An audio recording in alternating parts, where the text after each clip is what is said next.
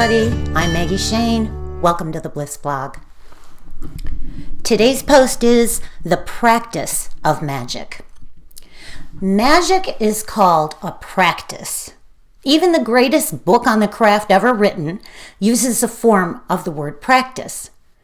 It's called Wicca, a guide for the solitary practitioner, and it's by the late Scott Cunningham, who I just adored.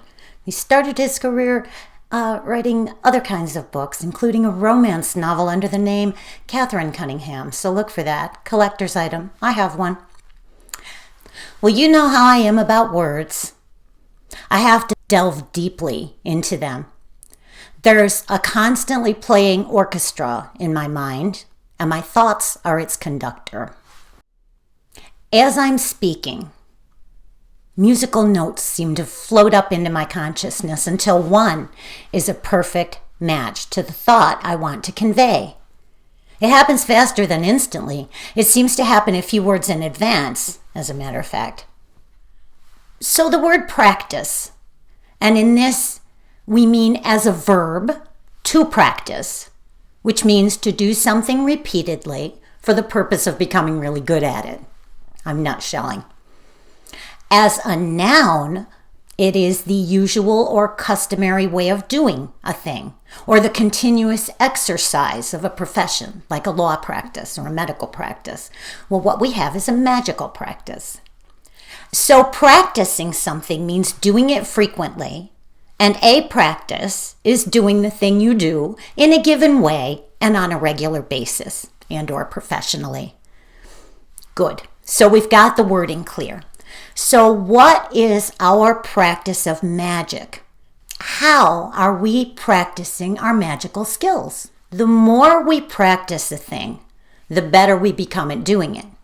This is true for everything from cooking to writing to playing a musical instrument to speaking a new language. Practice makes perfect. I was thinking about this and thinking how often I actually do a full-on spell. And it's usually only when I really need something or when something awful is about to happen or has already happened. That's really no time to practice.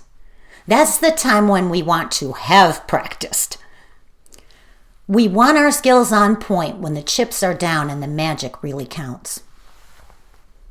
So how can we practice our magical skills? Well, we can practice by doing magic more often. Don't stop reading yet. I have a way to do this that won't take up more than 5 minutes of your day. Here are some practices. Try incorporating one of these into your daily routine. Practice 1, the morning alignment plus magic. This takes 5 minutes or less. Now, I already enjoy a morning moment of bliss before I start my day. And I've called this a morning devotional, but I really don't like that term. It's more like a morning alignment. When I first get up, which is sometimes in the wee hours, I step outside, or if it's very cold, like now, I stand in front of the glass doors so that I can see outside. So I stand with feet at hip width. I inhale while raising my arms out to the sides and upward. Pausing in the goddess position where the arms are like a crescent moon, and then continuing all the way up until the hands nearly touch. You should be able to feel the energy pulsing between your palms at this point. Then turn your palms out and lower the arms while exhaling.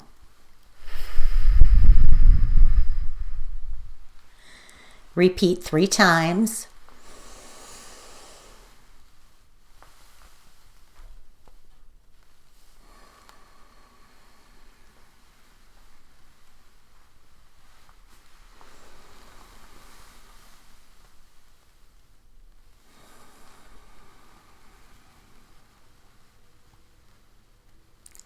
So I'm already doing this. It takes like a minute. Adding some magic to the morning minute would make magic a powerful part of my daily routine, wouldn't it? But it should be something simple, quick, and powerful. So for this one, I'd add just one simple step. Resume the goddess position. feet apart, head tilted slightly back, although I can't leave mine that way because I can't see my notes. And feel the forces of the earth and sky energy flowing through you. The earth energy is coming up from below, and the sky energy is coming down from above. And I always kind of picture them meeting and swirling in my center and then bursting and filling my entire being. So as you're doing this anyway, just add a spell, a verse, a chant, a way to set your intentions by putting them into words. Today, I enjoy every job I perform and am well rewarded for them. Or today, I write 3 amazing scenes in my current story. Or today, I encounter kind, smiling faces everywhere I look. Or today, I am surprised and delighted by something wonderful. Or today, the flow of abundance increases. Now, continue up and then out and down. Exhale. And then bring your feet together. Cross your arms over your chest. Lower your chin. That's the God position. And it is done. That's a little magic you can add to your morning. How about a quick, powerful burning spell? This one will take about 2 minutes. You need a scrap of paper, a pen, a lighter, and a flame-proof bowl or cauldron. Write down your top intention for the day in the shortest, simplest terms you can. I always try to simplify my magical goals, and the reasons that I want them are the path I take to simplify them. And always phrase them in the present tense. So for example, something like, I hate my job and I wish I could quit, could become thinking about why you want to quit and why you hate the job and what the feeling would be if you were out of it. Usually it's freedom or appreciation or just, so try to put it into the better words of what you do want and also put it in the present tense. So I hate my job and I wish I could quit becomes, I am fulfilled and well rewarded for doing work I love. See how we flip that right from negative to positive? Negative, pushing away, is working against the universal forces. Positive, creating, that's what we're put on the planet to do. So we're working with the universal forces. All the energies of the universe are at our back when we do positive magic. So after you have determined your words, the words of your spell, write them on the piece of paper. And then hold the paper in your hand and conjure the feeling of having that goal. If you've experienced it in the past, try to recall that time to mind. Refeel the feelings here. When you're really channeling the feeling of having the goal, crumble the paper in your palm as you push those feelings right into it.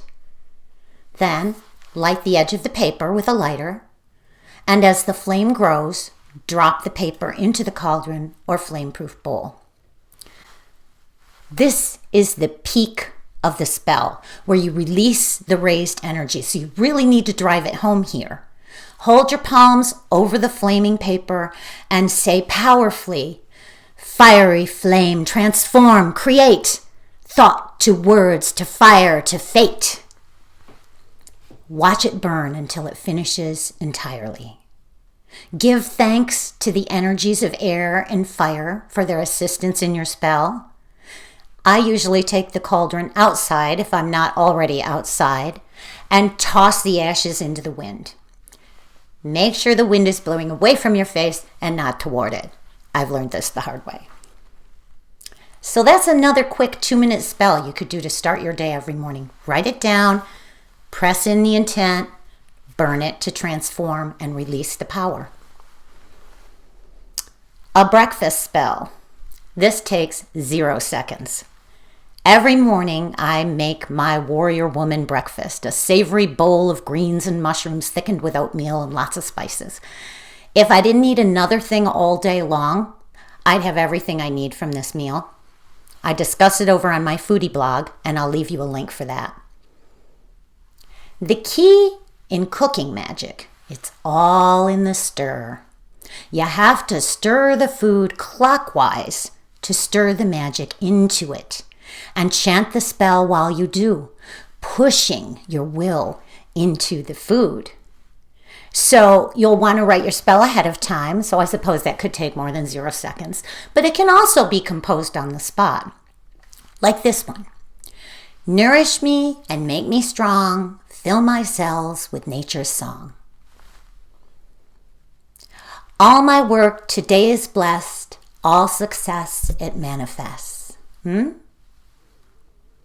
All I touch and all I see beam light and love. So mote it be. Remember the adage to bind the spell well every time. Let the spell be spake in rhyme. Important to remember. So then you eat the food and you're kind of taking that magic into you. I am always casting while cooking. I infuse every meal with love, thriving health, positive energy, and timeless vitality. Of course, you could contradict the magic by doing it over dead animals or junk food. It's most suitable for natural plant foods, whole grains, fruits, legumes, berries, nuts, raisins, that sort of thing. This way, the benefits of the meal match the goals of the spell.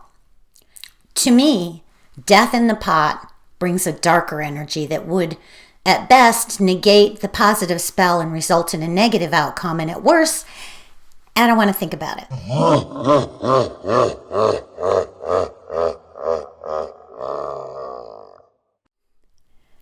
Every item used in a spell needs to be similar energetically to the goals of the spell. And to me, dead things just don't match positive energy. But for everyday magic, my life is my practice. It's in every aspect of my day. And it can be in yours too. It just becomes a habit. When I'm doing housework, for example, I always clean counterclockwise. Not just the wiping and the motions of the cleaning, but also the direction around the house. I just move from this room to this room to this room to this room, in a counterclockwise direction. Widdershins, that's the direction of expelling old, unwanted, negative energy. When I clean in the corners, I jingle some bells to break up old, stale energy. I waft sage around the place every so often after I finish a thorough cleansing. I bless my tools and my water before I begin. Another thing I do that's magical, I never separate my husband's clothes in the laundry from my own. 1 or 2 things get washed by themselves, but by and large, our laundry is done together. Washing clothes separately can create an energetic distance between you. Everything I cook, as I've already mentioned, is imbued with love and light and thriving health. I set my goals and even plan my segments of my day in a very magical way. Things I don't feel like I have time to do or don't want to do, they go on a list under the heading Universe. I write the things I can hardly wait to do on a different list under the heading Me. Then I hand the universe's list to the universe, leaving it on the mantle or in a special box I keep for such things. And I proceed to do the things that I'm eager to do. Somehow, all the things on the list always get done. The stuff I don't want to do gets taken care of, maybe by someone else, maybe by something else. Sometimes the situation changes, so the task I was dreading is no longer necessary at all. Sometimes I wake up feeling eager to do it, all of a sudden, and when that happens, I tackle it myself. And in this way, everything on the crazy to-do list gets done, eventually. I pay attention to the signs and omens in nature. It's not that the animals are trying to tell anyone anything. It's that the energy that's out there reaches all beings. And sometimes the animals are reacting to that energy. They don't know why. They don't have an intention. We humans tend to ignore our instincts and the subtle energies around us, so we don't react to them. We've dulled our senses a bit. But by paying attention to those who have not dulled theirs, we can sometimes pick up on vibes we might otherwise miss. If you're lucky enough to live where there's wildlife, pay attention to it. Your pets as well. Pay attention to them as well. Know what's normal behavior so that you'll know when something is unusual. And when the wildlife is doing something unusual, that's when you're supposed to pay attention. There are 2 times when I got a big heads up from nature.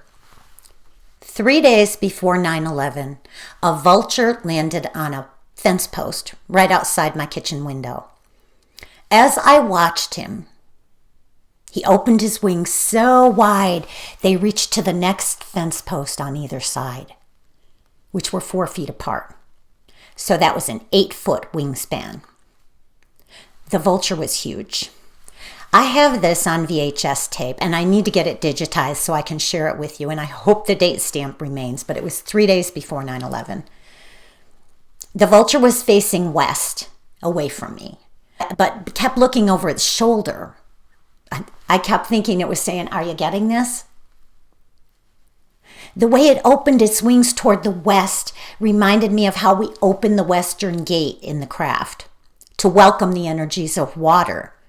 But the western gate is also the passage between life and death. We open the western gate in funeral rites to symbolically allow the dead to move through. I believe it happens instantly, but symbolism and ritual are important here. Now, I know I've studied vultures and other birds. I'm a bird brain. I love birds. So I know that the vulture will face the sun and open their wings first thing in the morning to dry the dew that accumulated overnight from their wing feathers. And that's normal, and you see them doing it all the time. It's really amazing when you see it. I saw once a dead tree just full of vultures, all of them with their wings open, like looking down at us. It was a group of us camping at Letchworth State Park.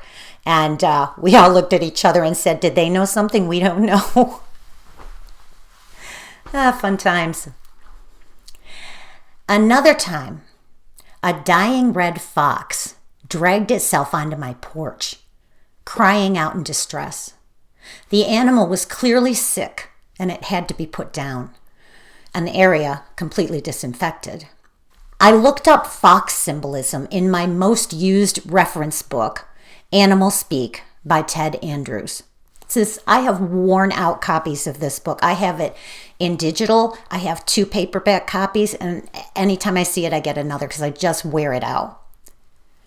Fox energy is powerfully connected to mothers and daughters, particularly redheads. I had a daughter with a lump in her breast at that time awaiting a follow-up exam. So I was immediately worried about her, and she's a redhead.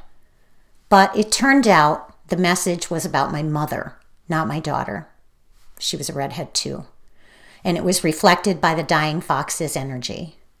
Shortly after this incident, she was diagnosed with terminal pancreatic cancer.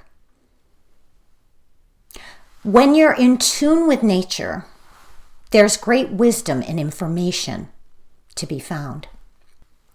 Everything is connected to everything else. Every vibration is a ripple in the water of creation. If you pay attention, you'll discover a whole new source of knowing. So start the new year with a new practice. I intend to do a little bit of magic every single day, even if it's nothing more than whispering a wish and wafting it off into the universe with a wave of my hand or a wiggle of my fingers. And if I keep practicing, then by the end of this year, I'll be a force of nature, literally. If you enjoyed this post, please give it a like and a share, and consider a free or paid subscription. Every Sunday post is free. There are several ebooks, lessons in magic, and deep dive posts for paid members. Either way, I am incredibly grateful that you are here and reading these posts, and I hope that you're enjoying them. I hope your new year is getting off to a great start. See you next time.